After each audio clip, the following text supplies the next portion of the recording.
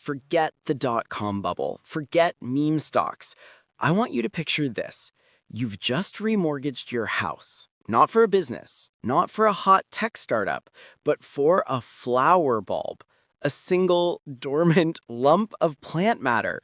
Sounds insane, right?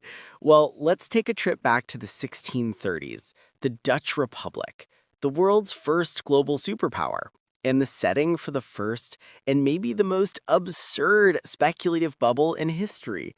This wasn't just any flower. This was the tulip, an exotic import from the Ottoman Empire that became the ultimate status symbol for the new Dutch merchant class. Think of it like a luxury watch or a piece of rare art today. But the real obsession was for broken tulips, flowers with these incredible flame-like streaks of color. What nobody knew then was that this beautiful pattern was caused by a virus that was actually weakening the bulb. So the most beautiful ones were also the sickest and the hardest to reproduce.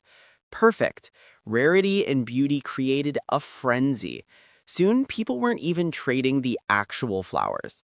In smoky taverns, they were trading paper contracts for bulbs that were still in the ground. They called it windhandel, the wind trade. Sounds familiar, right? Trading on pure speculation, on nothing tangible, just a promise. The original futures market, run on wine and hope. By the winter of 1636, things went completely off the rails. A single bulb of the legendary Semper Augustus, a white tulip with blood-red streaks, was quoted at 10,000 guilders. To put that in perspective, a skilled craftsman earned about 300 guilders a year. So you're looking at over 30 years of work for one bulb. That 10,000 guilders could buy you a grand house on an Amsterdam canal, complete with a garden and a coach house. There's another story, maybe a tall tale, of a single viceroy bulb being traded for 4 oxen, 12 sheep, a bed, a suit of clothes, and a silver cup. People were trading their livelihoods for these things.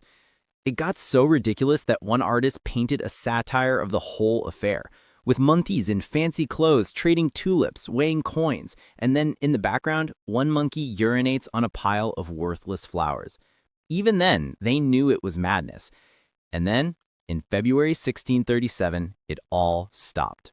At an auction in the city of Haarlem, for the first time, there were no buyers. The confidence just vanished. Panic set in. Prices didn't just fall, they evaporated. They dropped by over 90% in a matter of days. But here's the crazy part. It wasn't like a modern stock market crash where everyone rushes to sell. Instead, people just refused to pay. All those wind trade contracts, buyers just walked away. They defaulted. The sellers who thought they were rich were left holding worthless pieces of paper. Now, the legend says this crash ruined the Dutch economy. But the records show? It barely made a dent. It was a sideshow. There were no mass bankruptcies, no one jumping into canals. The real damage was to trust, to relationships. But the Dutch economic engine just kept humming along. So why are we still talking about a flower bubble from almost 400 years ago? Because the story is a perfect mirror. When the dot-com bubble burst, people talked about tulips. When the housing market collapsed in 2008, they talked about tulips. And today, when you look at the wild swings of crypto, you can't escape it. The former head of the Dutch central bank once said, "Bitcoin is worse than the Tulip Mania. At least then you got a tulip. Now you get nothing."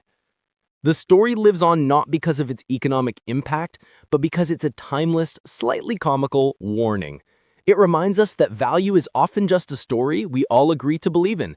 And sometimes that story can be as fragile and as beautiful as a flower. Did you like this enlightenment story? Watch this following video and enjoy this channel.